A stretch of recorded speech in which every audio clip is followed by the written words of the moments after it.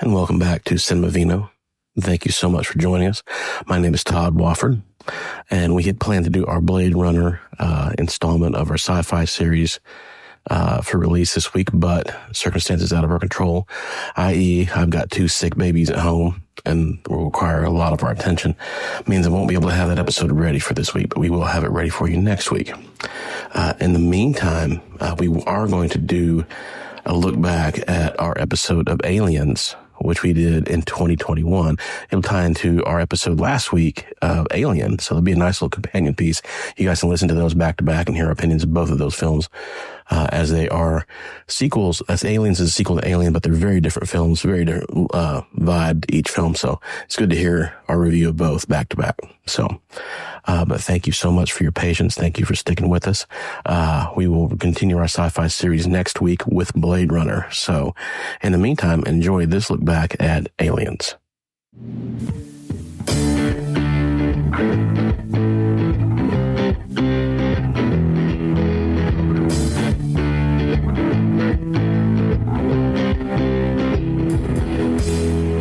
Welcome back to Cinemavino.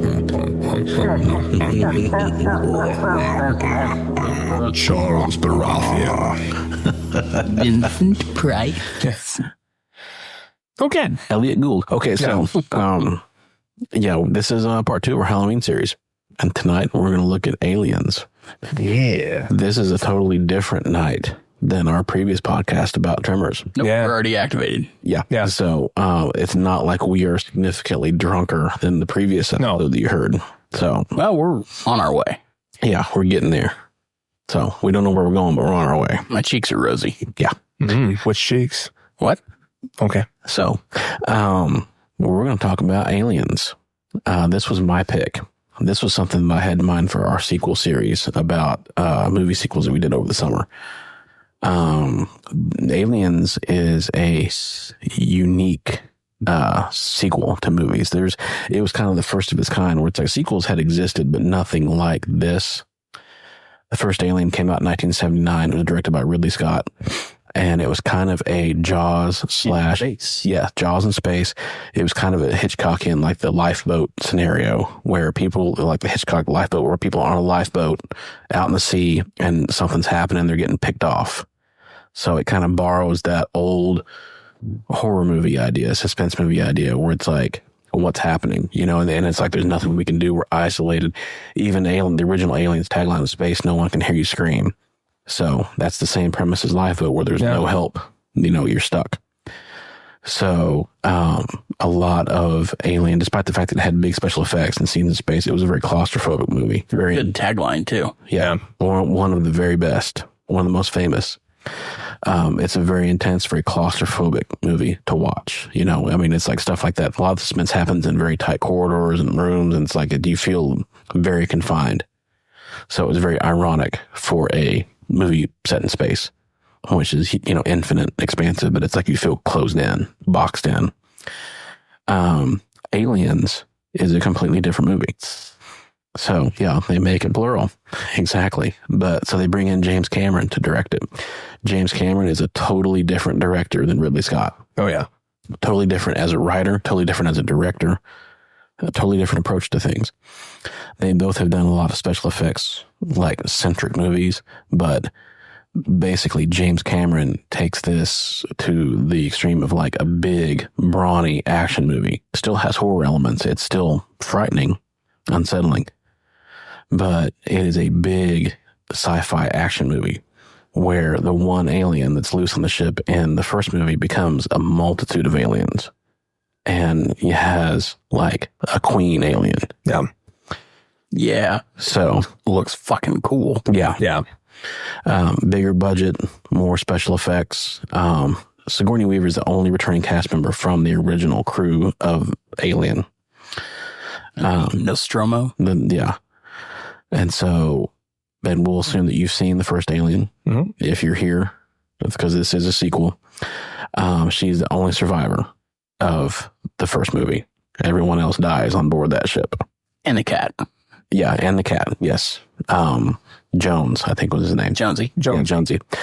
And so she's found decades later in cryostasis or whatever and awakened, and basically, she becomes a tool of this corporation who wants to find this alien and exploit it. Weyland-Yutani Corporation. Exactly. Paul Reiser, later of Mad About You fame. Oh, yeah. Is like the corporate shark who lures her back to, this planet to help bring the aliens back to, Earth or wherever to be studied and utilized. So, and these Marines are sent with them. And so these well-armed space Marines, that kind of, we'll call them the Doom Marines, are used as basically conduits for big action scenes, machine guns, grenade launchers, explosions, very different from the first film. But in a way, some people prefer this one to the first film. It's like people say the first film is like the best of the series. It's a classic. Some people will say that they like Aliens better, the second one. Mm-hmm. Sigourney Weaver was nominated for an Academy Award for her work in this film. Shit, I did not know that. One of the very first actresses to be nominated for a science fiction film. So, and one of the first strong action heroines. Yeah. Ever. Ripley's a badass character. Spawned multiple sequels afterwards, none of which were as successful as this one. Alien 3 was terrible. I'm just going to put that out there. Yeah. Even David Fincher, the director of it, will tell you it was terrible. And he couldn't make the movie that he wanted to. Alien Resurrection was terrible. Oy. Ask the people that were in that one. They will tell you it was awful.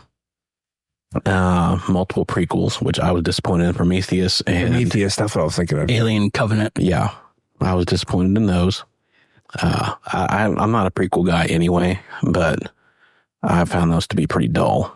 So it's the Patton Oswalt thing. It's like, I don't care about the stuff where the stuff I love where it comes from. I just love the stuff I love. Yeah. And then the spinoffs, the Alien versus Predator. Yeah. And then Alien versus Predator Requiem. So there was a sequel to the, Alien versus Predator. And wait, has there? No, because after the Alien versus Predator, there were the Prometheus and then Alien Covenant. So I don't think we've had any more since Alien Covenant. Yeah. This is the classic sci-fi franchise. They can't leave it alone. They're making another movie, another sequel. It's like they can't stop. So we're going to talk about Aliens. This is one of I grew up loving it.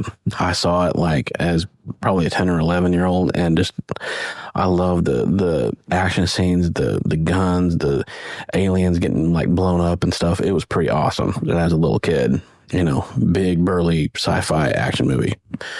But I'm curious to hear your guys' thoughts. We are drinking, for this movie, Dr. Constantine Frank. I'll share a link on the website, cinemavino.net. This is a Finger Lakes Riesling, semi-dry. Actually, this is fucking dope. It was. I really normally good. don't like white wines, but I really like this one. A quick primer on Rieslings. It's a white grape. It's a white wine. It's high acidity. These aliens in these movies have acid for blood, so I thought it was appropriate to find something that had a lot of acid. Riesling is generally thought of as a sweet wine. This one was kind of in between. I would call this one off dry. It was in between. You can find bone dry Rieslings. You can find in between kind of medium dry, and then you can find sticky sweet Rieslings. It depends on what you're looking for. So, did you say sticky sweet or stinky sweet? Sticky sweet, but we can do both. Too. Yeah, we can do both. I like both of those. You leave it in a hot car long enough, it will be stinky sweet. So if you see, for example, German Rieslings, you'll see Cabinet. That's going to be more on the drier or off dry side. You'll see Auslese, Spätlese is going to be medium, and then Auslese, which will be the sweeter of the three. And what's the name of this that we've got again? This is Dr. Constantine Frank. So this is semi-dry. Yeah, this gets my seal of approval. Yeah, it is quite good. And wines that are high acidity like this are pretty refreshing. You'll find that stuff like this, stuff like Gewürztraminer, stuff like Pinot Blanc, and stuff that has some acidity to it. They're pretty refreshing. They're pretty. What's the price on this guy? This one will clock in at about $18 US. So pretty affordable. And honestly, it's like we're coming up into the Thanksgiving holiday, Christmas. This is a great Thanksgiving Christmas wine.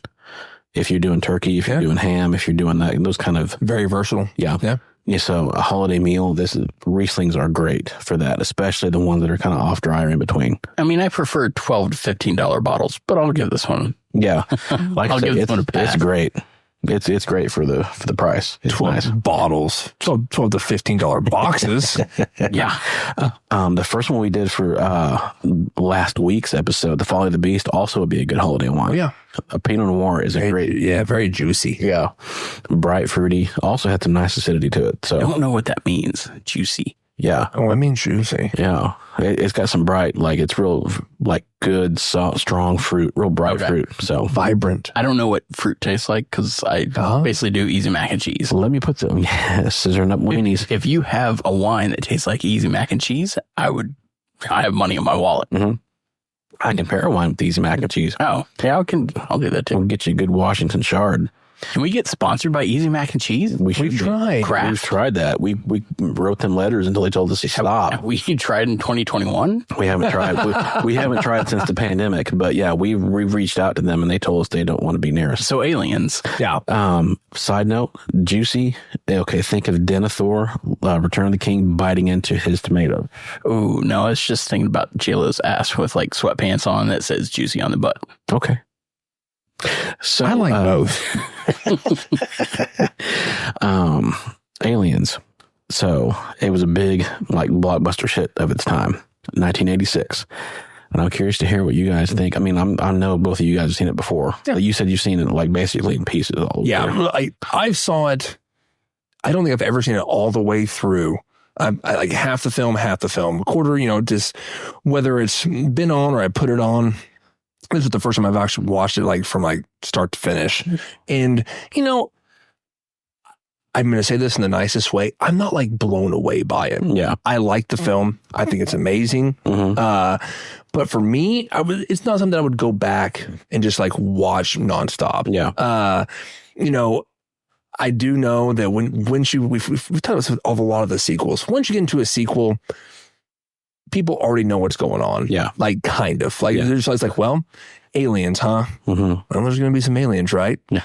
There's some aliens. And it was like you're already at a disadvantage, I guess. I do like this film a lot, but it's not for me. It's not up there for not what a favorite for what the film is considered to be. It's like I can understand. I let people, I'm glad you guys like it. It's just not my thing. Yeah. It's like, I watched it. I was like, man, this is good. I do love the action. For me, again, after watching it, I just felt like I was watching Cameron starting off Avatar. Yeah. It was like very Avatar-esque with some of the same cast. Yeah, with the machine guy in there. It was when and the loading. Yeah, when she gets into that was very. And you have Mad About You guy. He's total corporate. It's all he does. It's like, well, that's kind of what Giovanni was. Oh, we have all the Marines. Well, isn't that what Avatar is? Yes. When I was watching it, I was like, am I just watching the precursor to Avatar? Yes. Is this what I'm watching? Yeah. I guess I never noticed that before, but yeah, I didn't think about that. Not yeah, you just said it. I was like, I'm just watching Avatar. Yeah, and maybe that made me sad. But I will say, I do love the special effects, and sometimes I have to sit back because I think I do 100% get spoiled by all the Marvel films as of recent. But when I sit there and be like, this was 1986. That's fucking really impressive. Like all of that stuff was just awesome. 35 years ago. Yeah, I was 3 years old. Yeah. But it was just damn, what an amazing film. Like that's what I liked about it. It was kind of like I think whenever we reviewed The Thing, again, I was like, man, god damn, it's a cool film, whatever. But like when I think about when it was done and what they had to do that, I was like, damn, this is really, really good. Yeah. So yeah, that's it's not a movie that I'm going to watch. I haven't really done that before, watched it a lot, but I do think it's a great film. It's just not up there with me. Yeah. It was like, but I respect that. Yeah. But I will say, I don't. Bill Paxton was awesome. Yeah. And R.I.P. And again, I know. And it was like, and I do love when they were doing, oh God, what was the AI guy's name? Bruce? Oh, Bishop, whatever. Yeah. Lance Henriksen. Yeah. Great actor. I guess I had seen the scene of the whole, knife in the hand thing. I'd seen it before. I guess I just blacked out Bill Paxton's facial reaction and him screaming, it's legit. I mean, it's like they did it slower. You can tell they sped it up. Yeah, 100%. But there's a guy with a knife doing that, and then so his face is legit. Whoa. Yeah. All right. Well, that was cool. I was like, I know that. Not really acting. Yeah. That to me made me just like, I was like, that actually makes me laugh. I was like, so the hand coming over the hand, that's like them. That's Bill Paxton. Really? Yeah. That is kind of cool. Yeah. I did like that. And Newt was a great, hey, you got to put somebody in there. Even with her wandering like American or English accent, they mostly come out at night. Mostly. Yeah. It's just like shit. But I liked it though. Yeah. I do like the film, but I will say that it is, the nicest way to put this, it is not for me as great as everybody makes it out to be. But that's just me though. I respect that because it's like I watched The Matrix with Joe. Yeah. Another movie she had never seen. A movie that I loved when it came out in 99 or whatever. Yeah. I was in college when it came out. And I was like, this is my wheelhouse. This is sci-fi. Yeah. This is nerdy. This is like kind of that dystopian future. Like, I loved it. I ate it up with a spoon. Yeah. And, it's not really her thing. And she was like, I respect the fact that I love that, like, people like it so much. I like, action was pretty good, but it's like, it's not my thing. Yeah. It's like, I understand that. Well, yeah, it took you guys like 3 nights to watch it or something. Yeah. She was like, let's. Yeah. You can tell she's. Even looking back on The Matrix, it was kind of a slow burn too. She's the classic, like, sit down and like watch something and then you look over within like 10 or 15 minutes, she's asleep. Yeah. Yeah. So, yeah. We bet last night, watched the movie. I was like, if you can make it 45 minutes into this movie with the lights out, I'll take a shot. And so, of course, she made it her mission to be awake. Yeah. She was wide awake. If she had to put clothespins on her eyes, she was awake. So I had to take a shot. Long story short. Did you already take that? Not yet. Either. But, so I love this film because there was, and for some reason I always use this film and the first one along with Blade 1 and Blade 2 as an example of here's the first episode or first film in what then becomes a series, and then the sequel is totally fucking different and just as good, if not better, than the first one. Mm-hmm. So so many sequels want to rehash and do the same things or the same scares or add more. The Tremors films, they want to evolve the monster and, add different nuances, and they're like, oh, but this time they're above ground, This film, I think, was great because, as a kid, the first one scared me, creeped the hell out of me. Yeah. This one, I felt better because they're Space Marines. They're still getting killed left and right. Yeah. But there's sweet explosions and machine guns, and so even though they're very ineffective, Space Marines are cool as shit. Yeah, it was. They had toys based off of the second series, and they had, I think one dude's name was Drake, and then there was Vasquez. Mm-hmm. They're just too fucking cool. They say it, and they were like, "You're just too cool, man." We're like, yeah, of course, badass. And it's going on a bug hunt, and we're like, all right, what do we need from these things? They have crazy exoskeletons. Well, we have to have big fuck off guns and flamethrowers and like grenade rounds. You're just like, me as a kid, I'm like, fuck yeah, please. You have to go overkill on every single one of these things and just go ape shit. I'm like, yeah, please, I want all that. So the first one was Jaws in space, very much horror and also body horror. You had the whole chest burster thing. I don't think you had a chest burster scene in this. Her dream sequence. The dream was okay. Very beginning, And what was great about this film is that, of course, they show Sigourney Weaver and she's escaped and she doesn't want to have anything to do with it. It's believable that she's like, what? You want me to do what? Fuck no. Yeah. Not only no, but hell the fuck no. Yeah. But they actually give it enough time and make it somewhat like believable enough to where like, no, she wants to go out there. She's the most experienced. She knows, what to do. They're like, hey, you're going to have Space Marines with you. You should be all good to go. They're going to take your lead. And then they pull the rug out from under her. Yeah. Like when they're actually down there, like, okay, well, you didn't paint the full picture. When they really dangle it, when they're like, there's other like 10 or 20 families or however many. So if you realize like there's kids and everything else, so it really puts that in front of her. Like there's like families that could be victimized by this thing.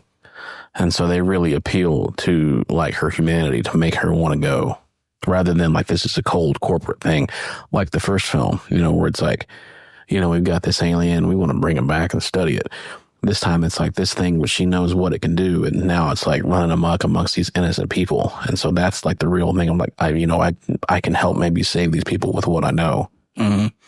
And so she goes and touches down, and then it turns into like obviously a shit show. Yeah, it's a bug hunt. And was the version you guys watched? Because I think the one that I've watched is probably the director's cut version. Yeah, with more scenes where it's got.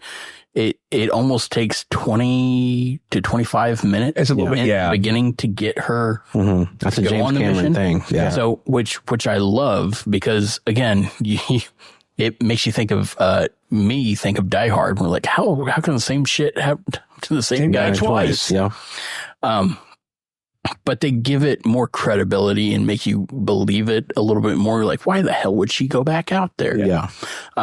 And at the end, you totally have, it reminds me of Pacific Rim. You have the kaiju and mech battle, which was always my favorite part. I was like, fuck yes. Like, of course, the Space Marines are going to show up. They're going to have their crazy weapons. They're going to get their asses killed. But then at the end, she's going to fight the crazy queen. Yeah. And she's going to be in the freighter mech suit. Get away from her, you bitch. Yes, which is one of the best lines in cinema, along with get your damn hands off me, you damn dirty ape. Yeah. And supposedly that was something that Sigourney Weaver came up with. Mm-hmm. She was allowed to improvise some stuff for her character. And so coming out in the mech suit to fight the alien queen, that was something that she said. I loved it. And the alien queen They did look so cool. Yeah. That's especially backlit and everything. And it was... I loved all of it. Yeah. And they made like video games then based off of it, and all the action figures, which I had several of them as a kid. Just great. To me, I was on board. To me, it's like you look at Empire Strikes Back. That's the movie that every Star Wars movie has been chasing since then. It's like they want to be that movie. Yeah. All these alien movies that have come out want to be aliens. They've been chasing that movie. They've been chasing that high ever since. All the big iconic stuff from this movie. Well, the third movie, the first two were the ones I go back and rewatch several times. The third one, I've probably seen the least because it hops onto some dog and is killing people in a prison planet. The fourth one was written by Joss Whedon and feels very Joss Whedon-esque. Yeah. Because he's like, oh, well, we're going to turn Sigourney Weaver into like a hybrid alien person. So she's got like Buffy-style powers, which, again, at the time, I thought it was cool. Like, even a bad Aliens movie, I still enjoy. Yeah. But I recognize that none of them are as good as the first two. Yeah. I even enjoy the Predator versus Alien films. And the second one is absolutely terrible. But I still love it. Like, just seeing them on screen, it's like the Avengers. It's a crazy crossover I've seen in comics. Batman and Superman have fought like the aliens in comics. And now, since Fox has been bought out by Disney, the Alien Queen is a Disney queen. Disney princess. Interesting. That I would love to see the Alien Queen at Disney World with like, the Frozen, like Anna and Elsa, and like, Aurora, and then the Xenomorph. Kids taking pictures.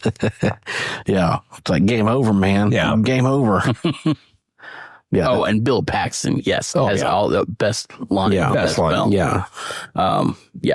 God, he was awesome. He was good in so many movies. Mm-hmm.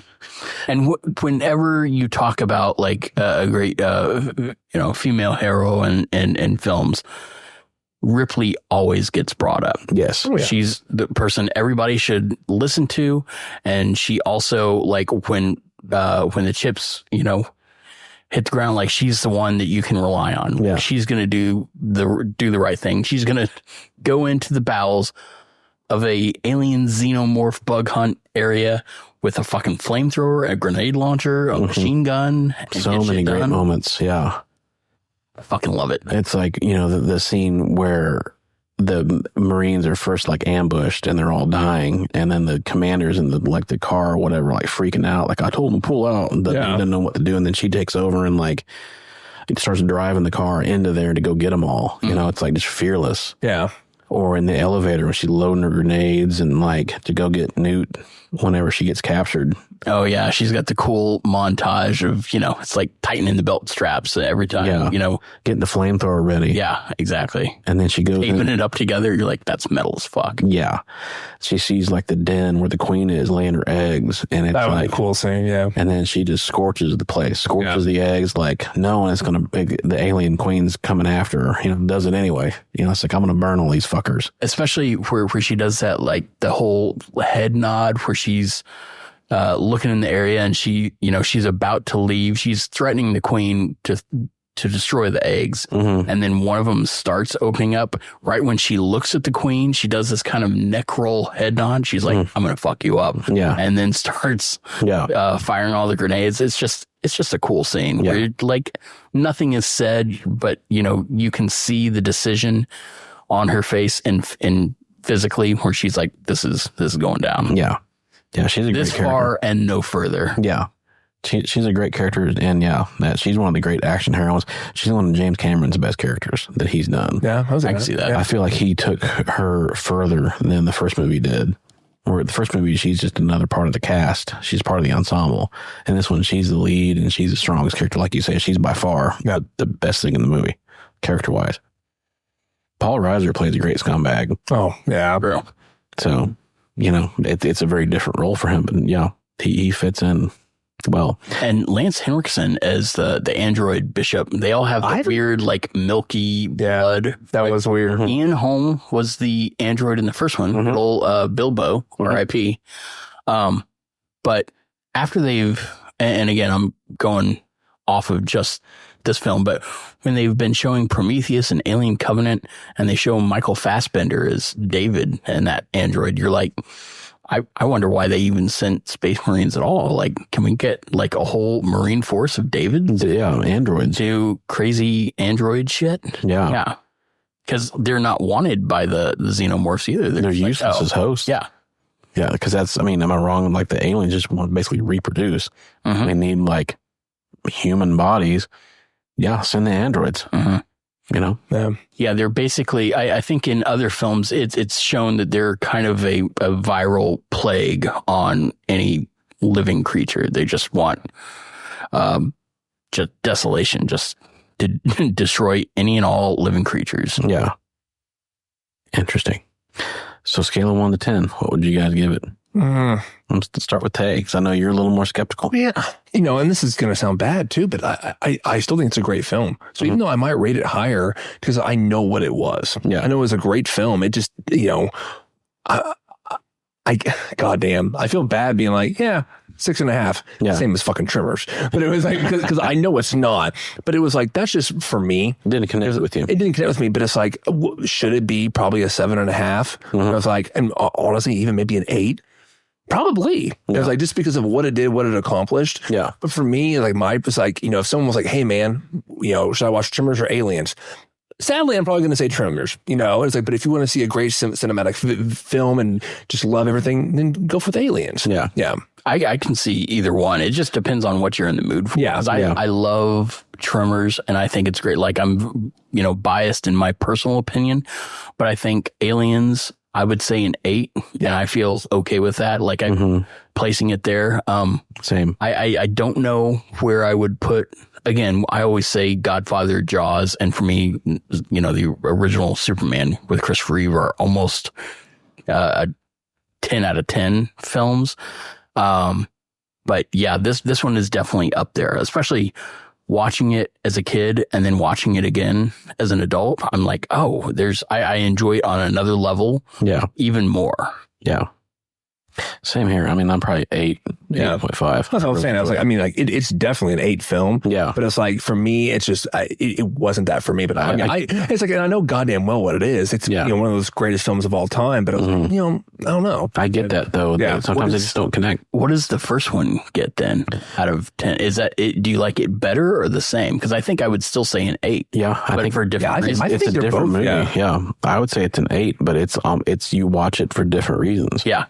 Again, because Tremors also, I would say it depends on the mood you're in. Some days, I'm more in a Tremors lighthearted mood. Yeah. I think it's almost as strong of a film, but just what all has been written about aliens and before and the director, because you never really think about like, oh, what a great director Tremors had. I think it was Ron Underwood, and he went on to do other good things as well. But Tremors had a longer run to become the cult classic that it is. That's like true. This has always was instantly recognized and has been kind of exalted in several different fields and for several different reasons. And has, for better or worse, extended the longevity of this franchise. Because again, you're right. They're all chasing either the first movie or more likely the second one. They just want to add more action, more action, more action. The last 2 films, Prometheus and Alien Covenant, have kind of gone back to a little more of the horror elements and the body horror. Yeah. Well, and it was like watching The Matrix. I told Joe that was one of Tarantino's top movies of the last 25 years or whatever. But he said it would be like top 2, except for the sequels. The sequels killed the mythology. Oh, yeah. Where it's like explaining more about stuff that he didn't want to have explained. Yeah. And it's like, do you guys feel that way at all about not only the Alien franchise, or is there any other franchise where the sequels kill it for you? The sequels kind of hurt the first 2 Alien movies for me. Like Terminator. I love the first 2 Terminator movies. And then everything after that is... Dark Fate's not bad. It's not a bad movie.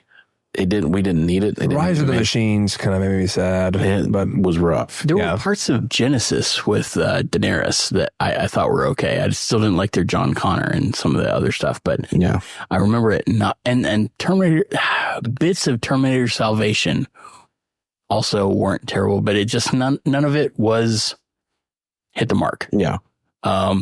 The Tremors films we were just talking about. After the third one, they did a prequel back in the West, and it was a good idea, but it didn't trip my trigger. I keep watching them because even not great Tremor films. Well, and like fucking good. Well, and with the Tremors one, I think it's so funny because not saying low budget, but they're not having the budget that any of the Tremors movies are having. Those are Tremors, Terminator movies. Yeah, those are just aliens. Yeah, or aliens, $multi-million. So it's like, for me, when you see something like a Tremors, you're just like, okay, just keep going. Who cares? It's funny, whatever. It costs you $3 million. Who gives a shit? Yeah. But when you see like a Terminator and Aliens, you're like, whoa, you spent that much money on this? Yeah. It's like, god damn. And this isn't another film franchise, but 2 different series. Now, the end and the extra, like Lost and Game of Thrones, have tainted my opinion of the rest of it. Like, they both start out great. Yeah.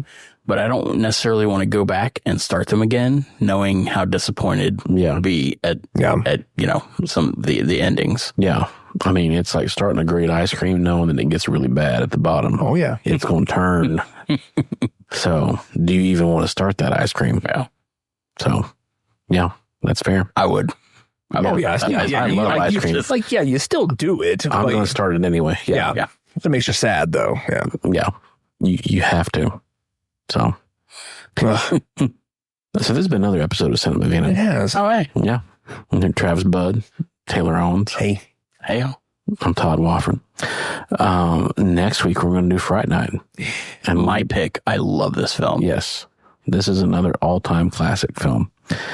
We will have Sean Jordan back next time. Sister Act 2. Take it or leave it. We will hopefully have Sean Jordan back next time. But yeah, we will do that. And then after that, 13 Ghosts, which I've never seen. That's the one we've done that I've never seen. Yeah, I haven't seen either. And then 2, not 1, but 2 surprise Halloween picks. Oh, yeah. Day of.